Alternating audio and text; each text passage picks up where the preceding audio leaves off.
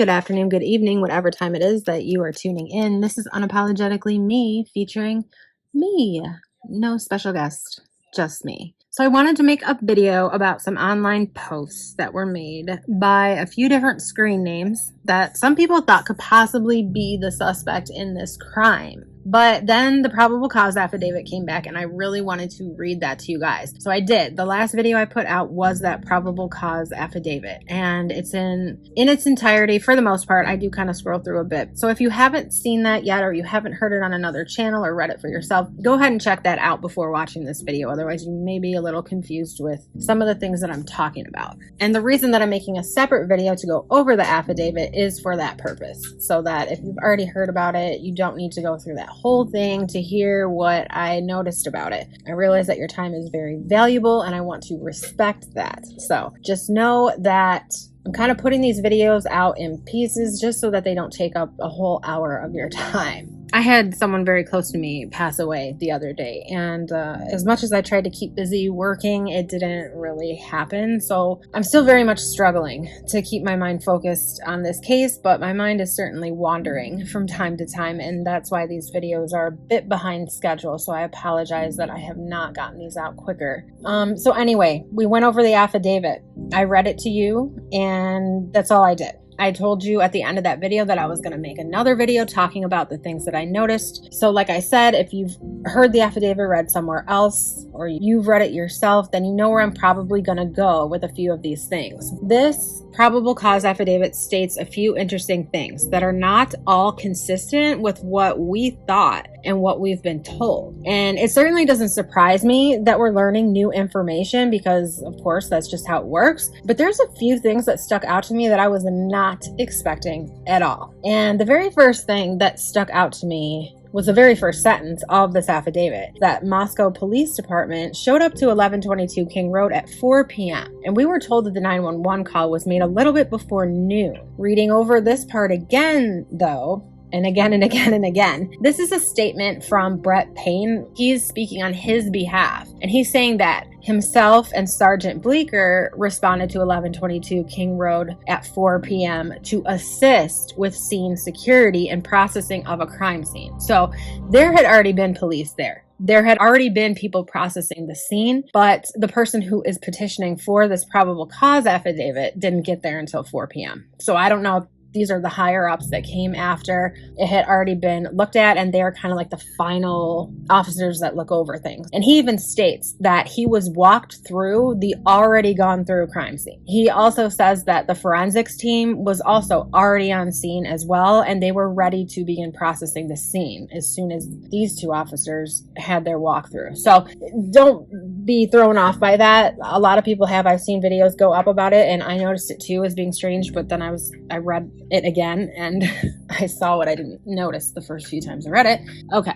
Now, they still have yet to release this 911 call, and that's kind of strange. We have a probable cause affidavit, we have a suspect charged, but we don't have a 911 call. So what's going on here? Why not release the 911 call? The next thing that I noticed was about the Hyundai Elantra. And that was that they never fixed the piece when they said to be on the lookout for a 2011 through 2013 white Hyundai Elantra. And after reading the PCA, we see that that had actually been changed to 2011 through 2016 white Hyundai Elantra. I'm only assuming here that they didn't really need us on the lookout for this anymore. So changing the year of the vehicle publicly wouldn't have necessarily made a difference to the case as far as locating the vehicle, but it would have made a difference to the case as far as allowing the owner of this vehicle to know that the year had been narrowed down to actually being between 2014 and 2016, because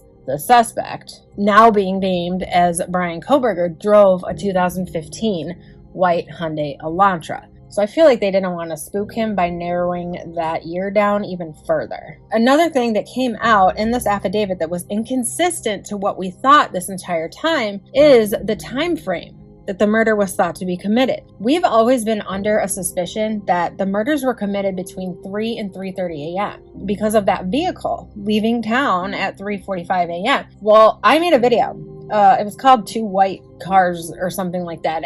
I think that's what I called it. That's what the thumbnail is. And I questioned, was this vehicle leaving town or was it actually coming into town? And after reading the affidavit, it appears that it was in fact coming into town. And I'm speaking of the one coming from the gas station that allegedly turned down a side street. And I guessed that that side street would have had to be Steiner. And it turns out from this PCA that it was.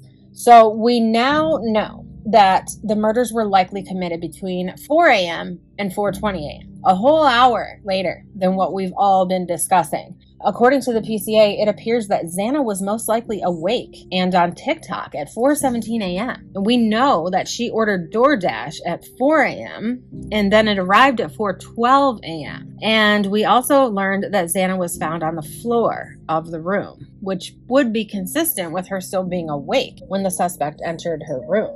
We learned that the DNA that was found at the scene was actually found on the sheath of a USMC K-bar knife. There had been rumors about this, though it was said that it was left next to Xana and Ethan, but according to the PCA, it was found next to Maddie's body. And now I know what you guys are waiting for me to get out.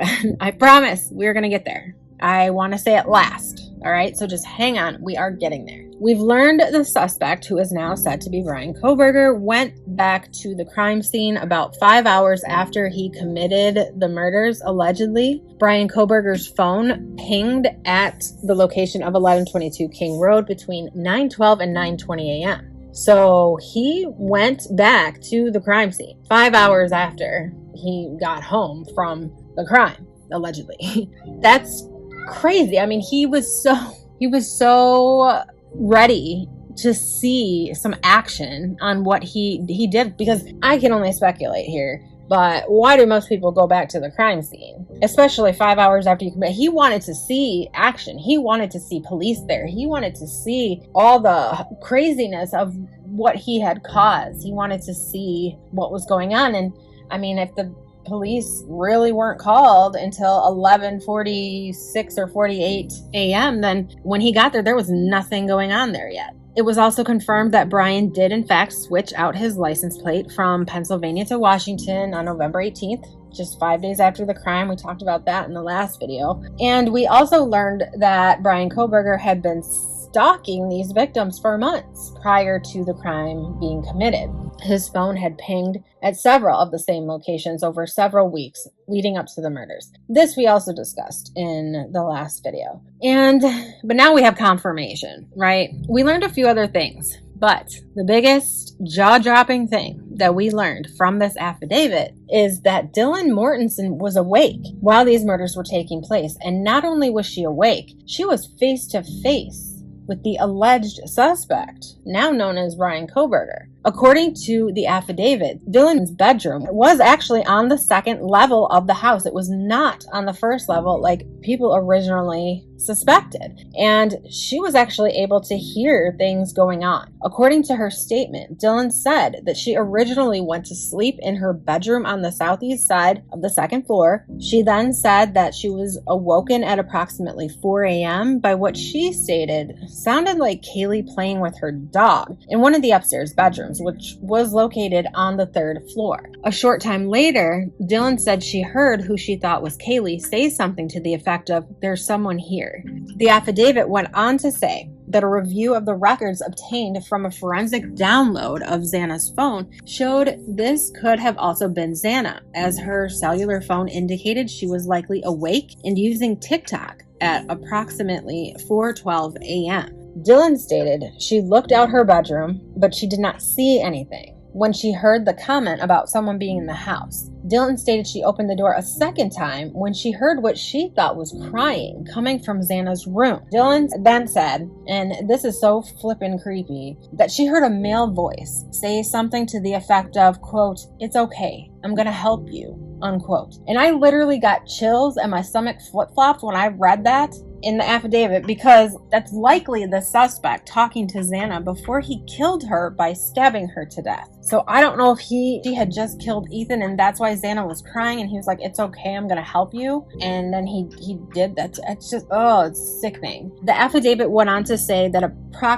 at approximately 4:17 a.m., a security camera located at 1112 King Road picked up distorted audio of what sounded like voices or a whimper, followed by a loud thud, and also picked up a dog barking numerous times, starting at 4:17 a.m. Dylan then stated that she opened the door for a third time after she heard the crying and she saw a figure clad in black clothing and a mask that covered the person's mouth and nose walking towards her. Dylan described this figure as 5'10" or taller, male, not very muscular, but athletically built with bushy eyebrows. The male walked past Dylan as she stood in a, quote, frozen shock phase, unquote. The male walked towards the back sliding glass door, and Dylan locked herself in the bedroom. Dylan did not state that she recognized this male. Can you freaking believe it?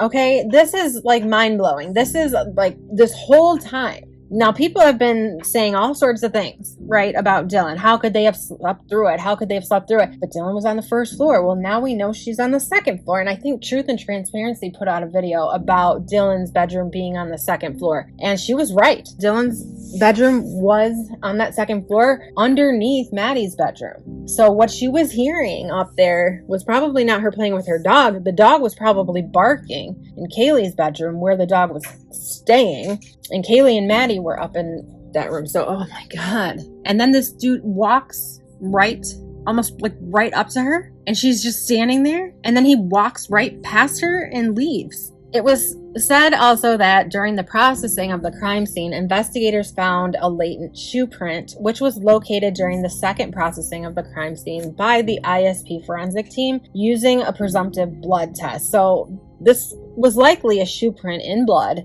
and it was located right outside Dylan's bedroom. So what happened here? Dylan saw the suspect in the flesh, and she just went into her room and locked her door and went to sleep? There's a part in this affidavit that says the combination of Dylan's statements to law enforcement and reviews of forensic downloads of records from Bethany and Dylan's phone leads investigators to believe the homicides occurred between 4 and 4:25 a.m. I'm not quite sure how Dylan and Bethany's phone records would help investigators. Actually, now that I'm sitting here talking, saying it out loud, is it possible? I'm going to speculate here. Did Dylan text Bethany after she saw what was going on? Sorry, my daughter.